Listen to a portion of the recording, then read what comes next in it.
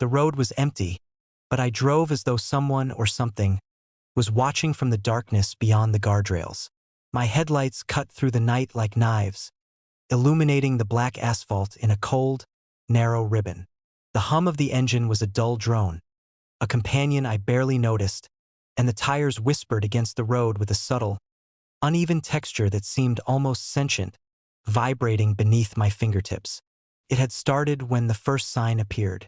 At first, I didn't think much of it, a standard green highway marker, but the letters were strange, curved in ways my brain recognized, yet unfamiliar. The shapes were alien, but as soon as I looked at them, I understood.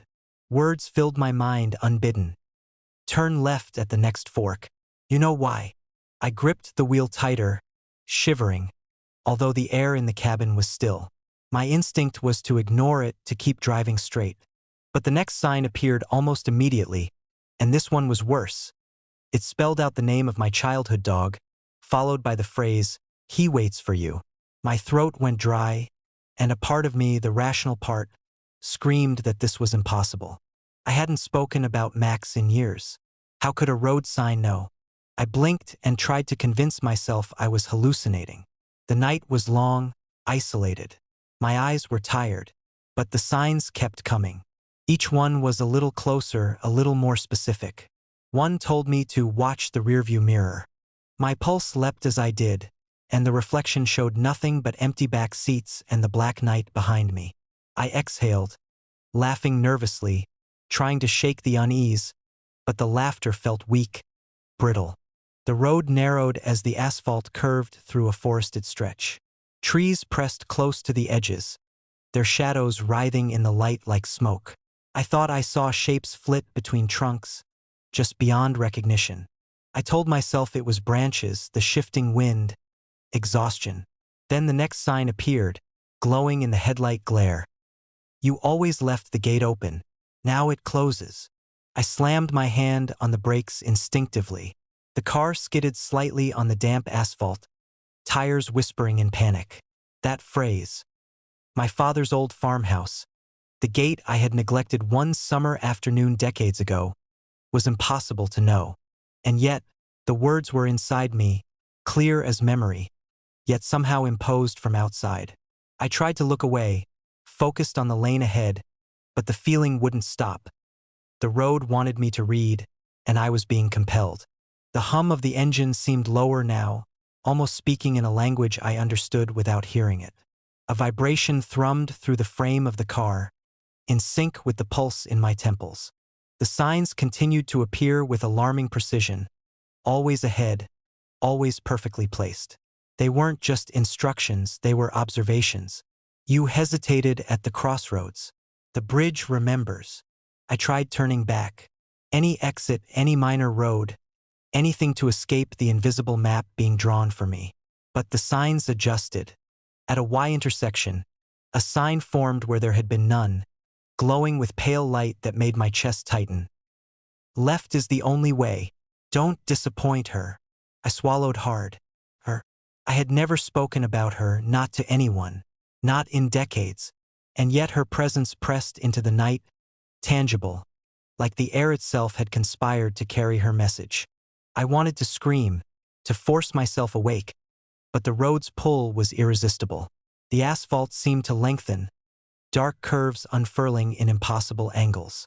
My headlights glinted against the guardrails, and the shadows beyond them, long, shifting, looked like reaching fingers. The forest thickened. Branches clawed at the windshield. I could feel the air growing heavier, as though the night itself exhaled around the car. Another sign emerged, its symbols twisting and reforming in a fluid dance.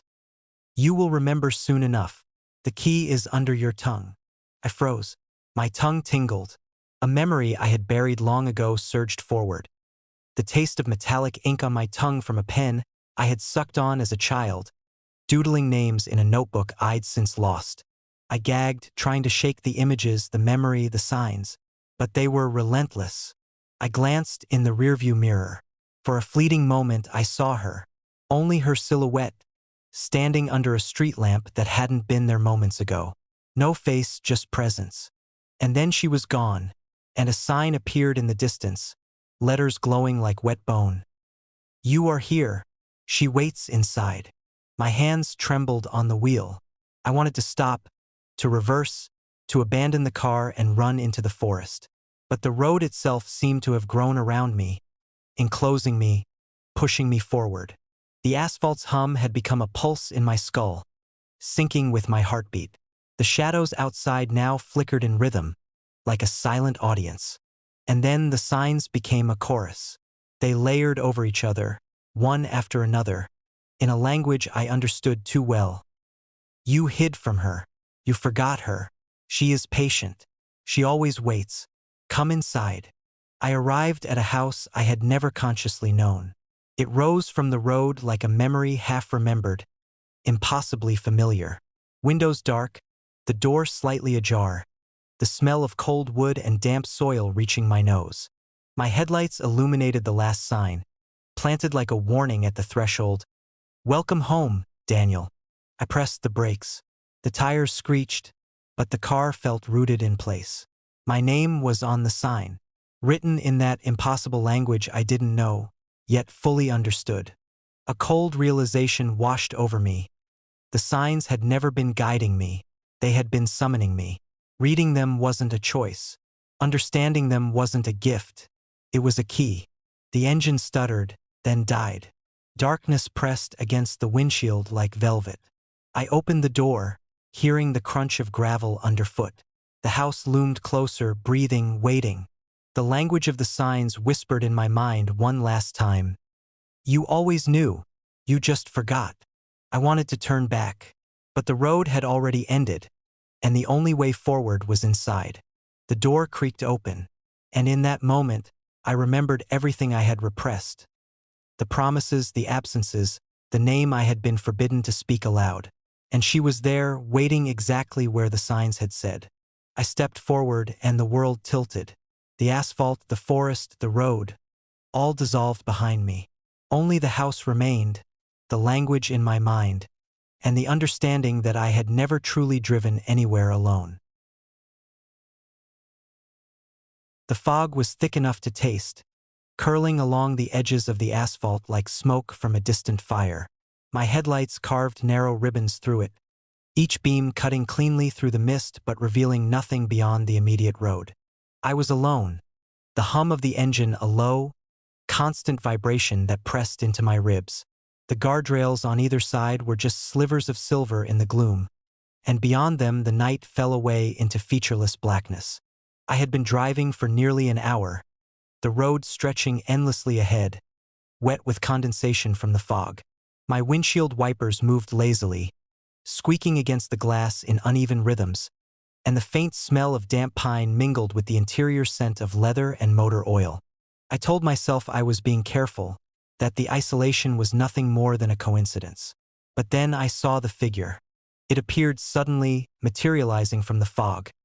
A cyclist, riding with a smooth, effortless motion down the shoulder. I flinched, my foot instinctively pressing the brake. The tires hissed slightly against the wet asphalt as I slowed. My eyes traced the figure through the haze, and something about it made my stomach twist. The cyclist wore a helmet and dark clothing, their form unremarkable except for one impossibility. They cast no shadow. Not on the road, not on the fog, not on the guardrails. Nothing. It was as though the light itself recoiled from them, bending around their body, leaving no trace. I blinked, certain I was seeing things, but when I looked again, they were still there, moving steadily, silently, their pedals whispering against the wet surface. I exhaled sharply and shook my head. "It's just a trick of the fog," I muttered to myself. The mind can play cruel games in isolation.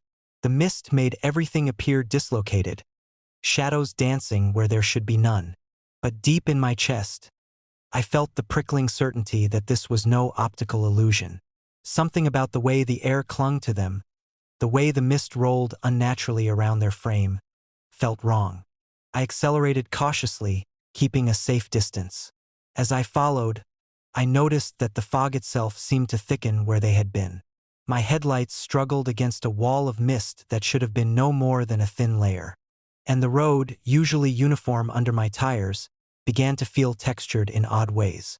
Potholes seemed to deepen as I passed, guardrails warped subtly, bending toward the figure like metal drawn by an unseen hand.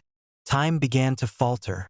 My watch ticked, but the sound of it was muffled by the fog and the engine's hum. I felt moments stretch, compress, then stretch again until seconds lost meaning. The cyclist was always ahead, just beyond the range where I could truly see details. Yet I knew they were watching me. I could feel it in the pressure of the night, the way the fog brushed against the car in patterns that mimicked their motion. I wanted to call out, to honk the horn, to shatter the spell of silence, but no sound came. My voice was swallowed by the night, as if the fog had learned to consume more than light.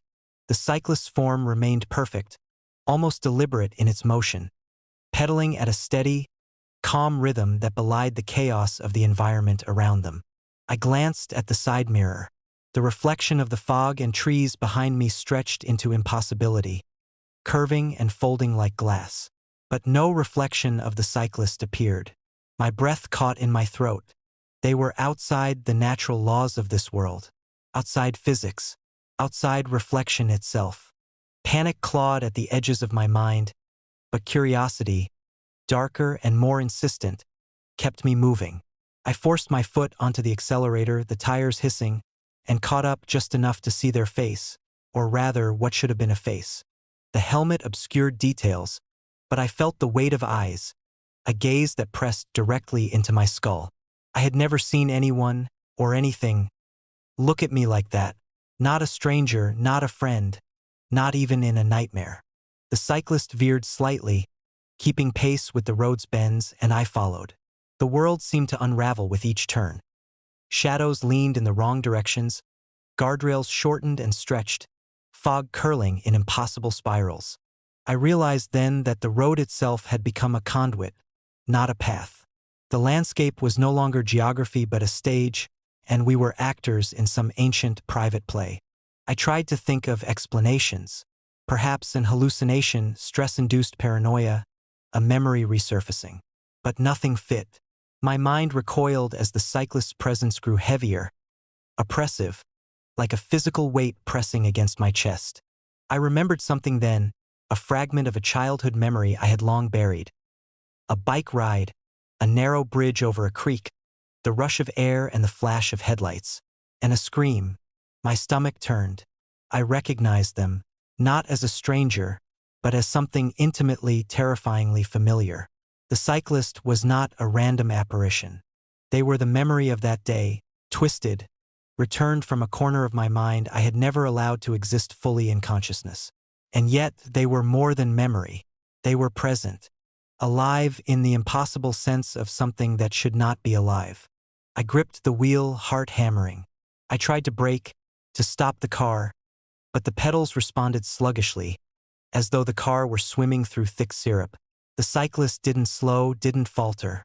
They were guiding me, or perhaps drawing me somewhere I did not want to go. A sign emerged from the fog, sudden and glowing with an unnatural pallor. It bore a simple word, yet as I read it, I understood far more than mere letters could convey. Here, the engine stuttered. The tires whispered against the road in protest. I realized the fog was closing in, forming a tunnel, a corridor that funneled me toward a single point. And the cyclist was at the center of it. Then, for a heartbeat, I glimpsed the truth. Their lack of shadow was not absence but erasure. They were not just untouched by light. They were untouched by consequence, by mortality, by time itself. Everything they touched, every inch of reality was mutable, and I was trapped inside their orbit. I tried to swerve, to escape, but the road twisted with me, guiding, corralling. Fog thickened until the windshield was opaque. I felt the edges of my consciousness blur. I was aware of the engine's hum as though it were a heartbeat of another creature, alive, watching. And then I was upon the bridge. My headlights barely penetrated the fog, but I could see the water beneath, black and still. The cyclist rode ahead, stopping at the midpoint, facing me. Their head tilted slightly, and in that tilt, I recognized my own face reflected in the dark visor of the helmet. My face pale, staring, unblinking. I slammed the brakes. Tires skidded, but the car obeyed only partially. The cyclist did not move. They were waiting, and I understood now that the road had been leading me here, not by chance, not by malice, but by inevitability. Memory and guilt, fear and forgetting, they had congealed into a single entity, and it had been guiding me all along. I tried to scream, but the sound was swallowed by the fog. My hands shook, the wheel slipping in sweat. The cyclist raised one hand, slowly, deliberately, and I felt it brush the edge of reality, a pressure on the mind, a signal I did not want but could not ignore. Then they rode forward, into the mist, and vanished. No shadow, no reflection, no trace, just a faint ripple in the fog, like a breath passing through water. I sat frozen on the bridge, engine idling weakly, the world quiet except for the faint hiss of tires on wet asphalt and the distant hum of electricity in the guardrails. The fog remained thick, and I knew the road was no longer a road.